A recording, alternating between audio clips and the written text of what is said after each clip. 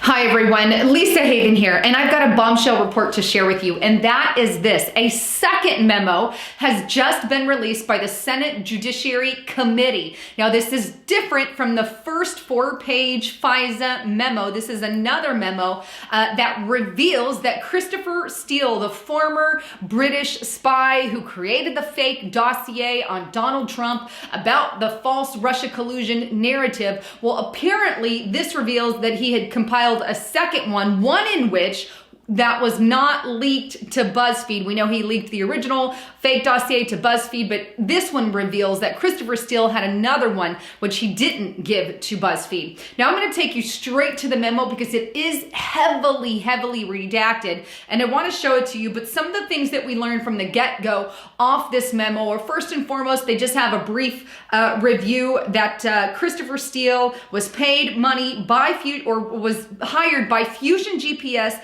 and given money by the Clinton campaign and the DNC campaign, something we learned in the first FISA memo, but it further details a couple additional things. One section, it reveals this about Christopher Steele. It says that he misled the FBI about key aspects of the dossier efforts, which should bear on his credibility. It also reveals in another section some information on James Comey, but it doesn't really give us much detail on what that is. In another section, it reveals that there was a meeting between Mr. Steele and media personalities, including the New York Times, the Washington Post, Yahoo News, CNN News, and the New Yorker. And this is where he gave information which should have, in a respect, it should have not only bared on his credibility of the dossier, but also that manipulation could have been possible. And it's revealed in this memo. Now, one other thing that we learned is another section reveals the second memorandum, or the second dossier, if you will, created by Mr. Steele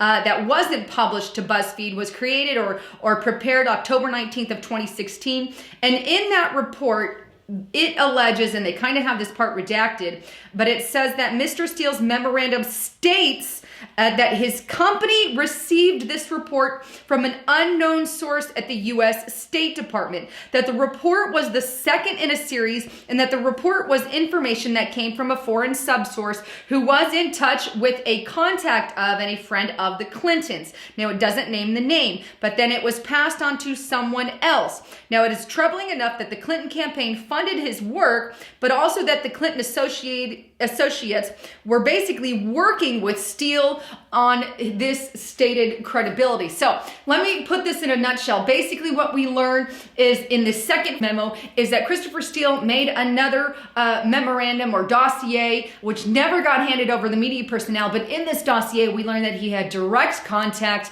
with the United States or the U.S. Department, Obama's State Department, if you will, who reportedly was working with a foreign Russian source. Now with that, let me break it down to you. I'm going to bring up my dry erase board because I want to make it as simple as I can, and I can do this very simply with my dry eraser board. I know I could do it on the computer and make it all nice and pretty, but this is going to go so much faster and be a little easier to comprehend, so I'm going to have to reference my notes here. But just to break down both of the memos very simply for you guys, first what I have here is Fusion GPS. They're the ones that hired Christopher Steele June 2016 to create this sort of fake dossier, if you will. All right, now we're going to add some players here. Let me add Clinton, because we know the Clinton and the DNC here gave around $12 million to Fusion GPS in order to fund the corruption that they have here. So you can see we have Clinton and the DNC giving money, $12 million to Fusion GPS. This is what we found in the first memo, something that I've revealed on my channel tons of times, who hired Christopher Steele. Now, another piece of the pie that we learned basically from the first FISA memo is that top Justice Department official, we're gonna put that over here. So Justice Department official, top one there, his wife, this is Bruce Orr,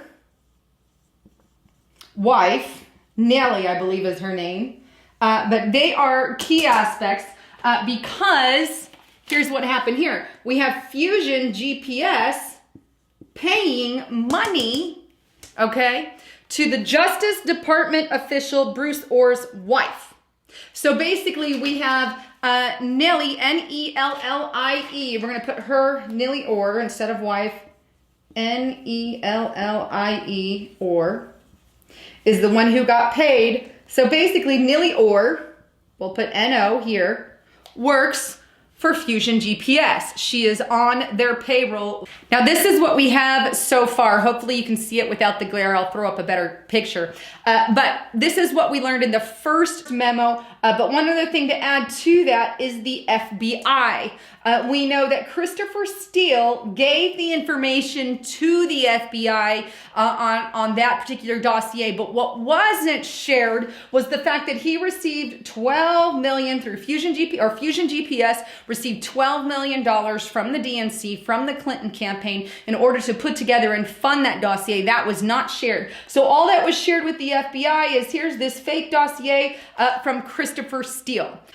Here are some additional things now that we learned from the second memo. And I'm going to go up here because this is tied directly to Christopher Steele and Christopher Steele himself. All right, so here we're going to write foreign sources,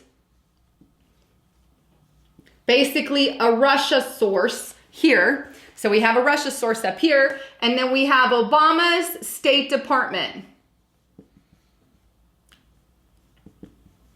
All right, and there's Obama's State Department. Now we know, according to the second memo, that Obama's State Department reportedly, so they claim, received information from a fake Russian source, or a real Russian source, a foreign Russian source, but the name of that Russian source is not given, obviously, it's all redacted, but from this Russian source, the Obama administration receives this information. In turn, the Obama administration, another act here, gives the information directly to Steele, saying, oh, we received this information from our source and we added our information. Here you go, Mr. Steele. Use it to create your dossier on President Trump against Russia, or to frame his Russia collusion story. So we have this. This is learned from the second dossier, or the second memo, excuse me, is that these links were linked to Mr. Steele. So now we have a direct tie from the first memo with the Clintons and the DNC, and from the second memo, we have ties with the Obama administration and a foreign source attempting to frame President Trump, who he's going to go at the bottom here with fake Russian narrative, who the FBI uses this fake dossier to basically go against the president. So you can see how this entire thing is playing out. Again, I want to recap because I think it's important. First memo revealed that Clinton and the DNC gave $12 million to Fusion GPS, who hired Christopher Steele to make the fake dossier to give to the FBI to frame President Trump.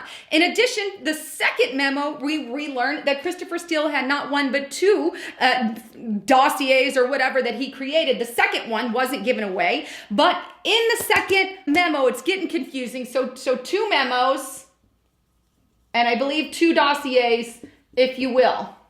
Okay, but the memo revealed a second dossier that wasn't leaked. And the memo exposes that foreign source leaked to the Obama State Department, both of which, this is supposedly a Russian source, gave information to Christopher Steele, which should have made the entire investigation invalid from the get-go. That is how the cookie has crumbled. And that is why I wanted to show you it on my whiteboard, so you get an overall idea of what's really going on and the truth behind it all. Anyhow, please share this far and wide, and don't forget to check out my partner at virtualshield.com/Lisa Haven.